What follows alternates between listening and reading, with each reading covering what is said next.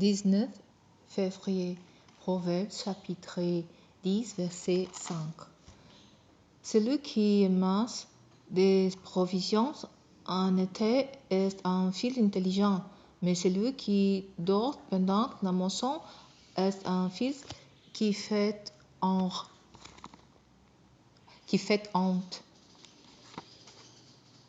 Psaume chapitre 37, verset 12 au 29. Les méchants complotent pour faire du tort au juste. Ils risquent des dents contre lui. Pourtant, l'Éternel se moque de lui, car il voit venir les jours de sa perte. Les méchants tirant l'épée, ils bandent leur arc pour tuer des pauvres et les défavorisés et pour égorger tous les gens qui suivent la voie droite. Mais leur propre épée leur transpercera le cœur, et quant à leurs arcs, ils seront brisés. Le peu que possède celui qui est juste vaut bien mieux que la richesse des nombreuses méchantes. Les méchantes verront leur pouvoir brisé, mais l'Éternel reste le soutien des justes. L'Éternel tient compte de ce qu'est la vie des gens sans reproche, et leur patrimoine demeure à jamais. Pour eux passe des hontes au temple du malheur, et dans les jours de famine, ils auront de quoi se rassasier.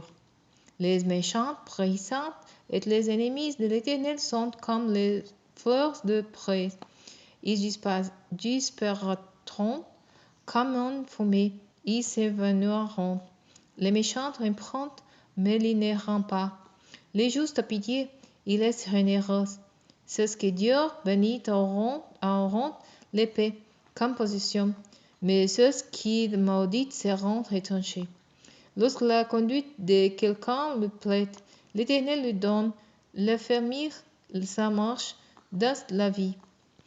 Il peut trébucher, mais il ne s'écroule pas. L'Éternel le tient par la main. Depuis ma jeunesse jusqu'à mon âge avancé, jamais je n'ai vu celui qui est juste être abandonné, ni ses descendants mendier leur pain. Tout au long des jours, il a compassion et il prête aux autres. Ses enfants seront une bénédiction. Évite le mal, accomplis le bien, tout demeurera pour toujours.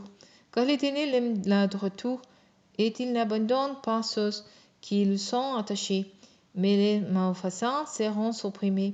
La postérité de tous les méchants sera retranchée, tandis que les justes auront l'épée comme possession.